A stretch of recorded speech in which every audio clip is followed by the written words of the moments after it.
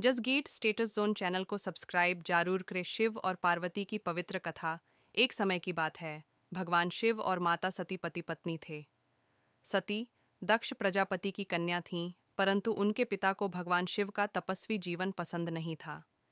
एक दिन दक्ष ने एक भव्य यज्ञ का आयोजन किया, जिसमें सभी देवताओं को बुलाया, पर शिवजी को आमंत्रित नहीं किया। सती को यह बात बहुत दुखी कर गई। उन्होंने अपने पति शिव से कहा, स्वामी, मैं अपने पिता के यज्ञ में जाना चाहती हूँ।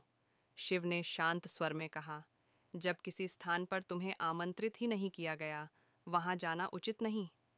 लेकिन सती पिता का अपमान नहीं देख सकीं और स्वयं वहाँ चली गईं। जब सती वहाँ पहुंची तो उनके पिता दक्ष ने शिवजी का अपमान किया।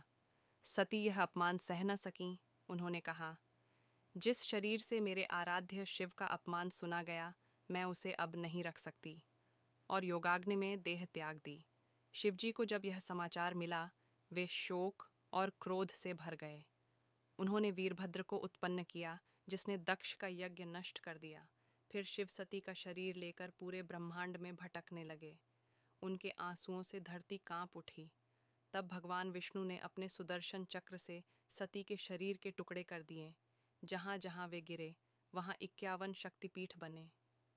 कुछ समय बाद सती ने हिमालय राज हिमवान और मेनावती के घर पार्वती के रूप में जन्म लिया। बाल्यकाल से ही पार्वती भगवान शिव की भक्ति में लीन रहती। एक दिन नारद मुनि आए और कहा, देवी, आप पूर्व जन्म में सती थीं और इस जन्म में भी आपका विवाह भगवान शिव से ही होगा, परंतु आपको कठोर तप करना होगा। यह सुनकर पार्वती ने सब कुछ त्याग दिया। वह पर्वतों में चली गईं। बरसों तक केवल पत्तों और हवा पर जीवित रहीं। उनका तप इतना कठोर था कि देवता भी चकित हो उठे। एक दिन भगवान शिव ने सोचा, देखूं यह कन्या मुझसे सच्चा प्रेम करती है या नहीं। उन्होंने एक योगी का रूप धारण किया और पार्वती के पास पहुंचे। योगी ने कहा, बेटी, तुम किसे पाने के लिए इतना कष्ट उठा रही हो? पार्वती बोली, मैं भगवान शिव को अपने पति के रूप में पाना चाहती हूँ। योगी हंसकर बोले, वह तो श्मशान में रहते हैं, शरीर पर भस्म लगाते हैं, गले में सर्प रखते हैं। ऐसे व्यक्ति को तुम क्यों चाहती हो? पार्वती ने दृढ़ता से कहा, मेरा मन, प्राण और आत्मा शिव ही हैं। मैं केवल उन्हीं को पाना चाहती हूँ। यह सुनकर वह योगी मुस्कुराए और उसी क्षण उन्होंने अपना वास्तविक रूप प्रकट किया। सामने स्वयं महादेव प्रकट हुए, जटाओं में गंगा, मस्तक पर चंद्रमा, त्रिनेत्र से प्रकाश फैलाता हुआ रूप।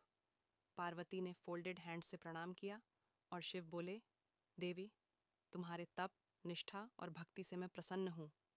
तुम सदा मेरी अर्धांगिनी रहोगी। कुछ समय बाद हिमालय पर्वत पर शिव और पार्वती का दिव्य विवाह हुआ।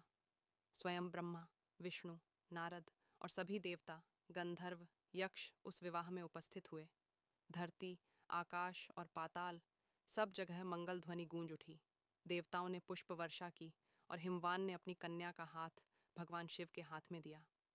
उस क्षण शिव और शक्ति का संगम हुआ और ब्रह्मांड में फिर से संतुलन स्थापित हुआ। कथा का संदेश, यह कथा सिखाती है कि सच्चा प्रेम कभी हार नहीं मानता।